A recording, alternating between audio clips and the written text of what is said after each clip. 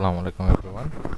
আজকে যে টপিকটা নিয়ে ডিসকাস করব নিউমেরিক্যাল অ্যানালাইসিসের লিনিয়ার ইন্টারপোলেশন। সো লিনিয়ার ইন্টারপোলেশনের ক্ষেত্রে আমাদের কিছু ভ্যালু দেওয়া থাকবে। ইন্টারপোলেশনটা হচ্ছে কি আমাদের এক্স এর সাপেক্ষে, X is a independent variable আর ওয়াই হচ্ছে একটা ডিপেন্ডেন্ট ভেরিয়েবল। তাহলে এক্স এর মানটা, ওয়াই এর মানটা এক্স এর উপরে ডিপেন্ডেন্ট। সো এরকম ভাইস ভার্সা হতে পারে যে অনেক সময় এক্স হচ্ছে একটা ডিপেন্ডেন্ট ভেরিয়েবল, ওয়াই হচ্ছে একটা ইন্ডিপেন্ডেন্ট ভেরিয়েবল। যেই ক্ষেত্রে আমাদের যেভাবে বলে দেওয়া থাকবে যে এক্স এর সাপেক্ষে যদি ওয়াই এর মান বলে দেওয়া থাকে, তাহলে সেই ক্ষেত্রে আমরা ওয়াইটা হচ্ছে ডিপেন্ডেন্ট, এক্স হচ্ছে কি ইন্ডিপেন্ডেন্ট ভেরিয়েবল।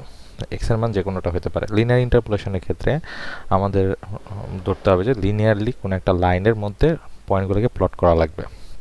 তাহলে আমাদের এখানে কিছু মাল্টিপল পয়েন্ট দেওয়া আছে, বাট এই ক্ষেত্রে আমাদের যে কোনো একটা পয়েন্ট জানতে চাওয়া হবে যে এক্স এর এই ভ্যালুর জন্য ওয়াই এর ভ্যালুটা কত। দ্যাট মিনস এই পয়েন্টগুলোর ইন বিটুইন কোনো একটা পয়েন্টের এগেনস্টে আমার ওয়াই এর ভ্যালুটা কত, এটা আমাদের বের করতে হবে। তাহলে আমরা ধরি যে এক্স এন এর ভ্যালু দেওয়া আছে ওকে, একটা ভ্যালু দেওয়া আছে, সেটা হচ্ছে এক্স এন। তো এই এক্স এন এর এগেনস্টে ওয়াই এন এর ভ্যালুটা কত, এটাই আমাদের ফাইন্ড আউট করতে হবে। এবং আমরা ধরে নিই যে এই এক্স এনটা হচ্ছে ইন বিটুইন এক্স ওয়ান এবং এক্স টুর মাঝখানে কোনো একটা পয়েন্ট। তার মানে আপনাদের বলে দেওয়া আছে সাপোজ ওয়ানের জন্য এক্স ওয়াই, সো ওয়ানের জন্য 2, 4-এর জন্য 5, 6-এর জন্য 7, এরকম ভ্যালু দেওয়া আছে। সো আমাদের কাছে জানতে চাইলো এক্স ইজ ইকুয়াল টু 2, যখন X is equal to Y এর মান কত। এরকম সিচুয়েশনে যদি আমরা পড়ি তখন কি 2 এর মানটা কোন রেঞ্জের ভিতরে আছে, 1 থেকে 4 এর মাঝখানে আছে। তাহলে 1 থেকে 4 এর মাঝখানে হচ্ছে এক্স এর মানটা আছে। তাহলে আমাদের এক্স ওয়ান হবে হচ্ছে এই 1 and 2, এক্স ওয়াই ওয়ান, আর 4 and 5 হবে হচ্ছে কি এক্স টু ওয়াই টু।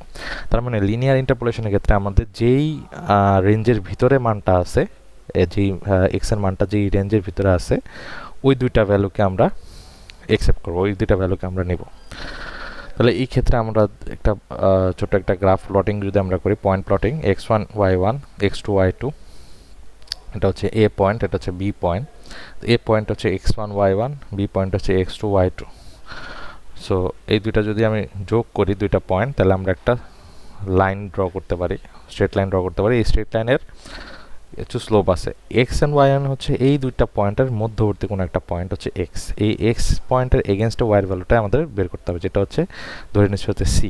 তাহলে আমরা জানি কোনো একটা স্ট্রেট লাইনের স্লোপের সূত্র যে এই সার্ভিসের, একই সার্ভিসের ভিতরে যদি মাল্টিপল স্লোপ থাকে, সব স্লোপগুলো কি সমান হবে।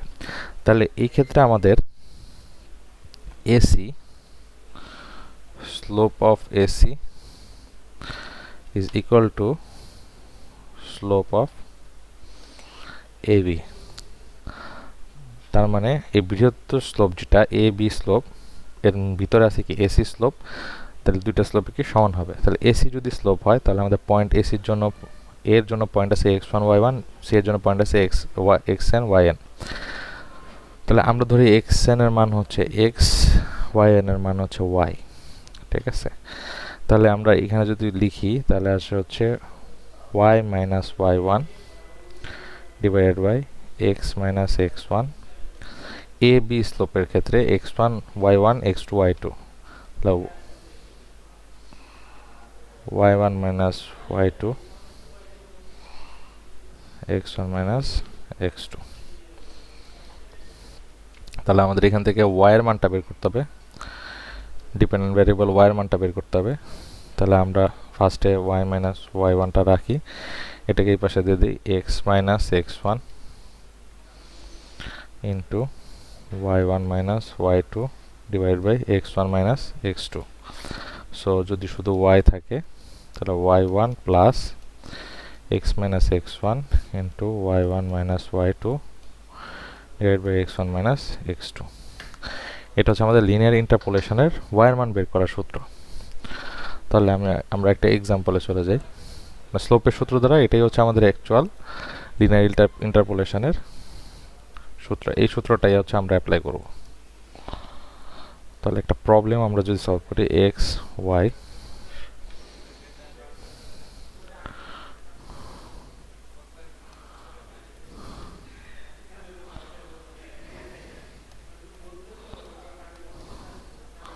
ওকে, সো এই ক্ষেত্রে আমরা বললাম যে X is equal to 4, then Y এর মান কত?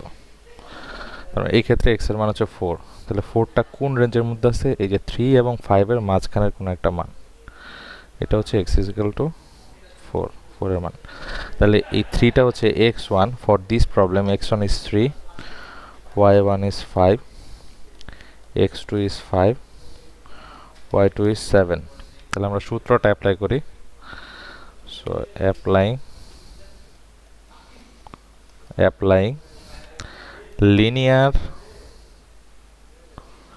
linear interpolation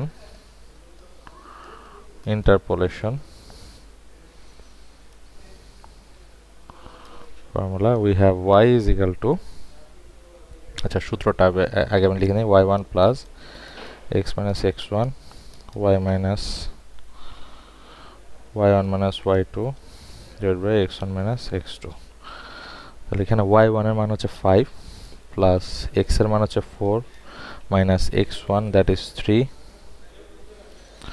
y1 হচ্ছে 5 মাইনাস y2 হচ্ছে 7 ডিভাইডেড বাই x1 হচ্ছে 3, y2 x2 হচ্ছে 5।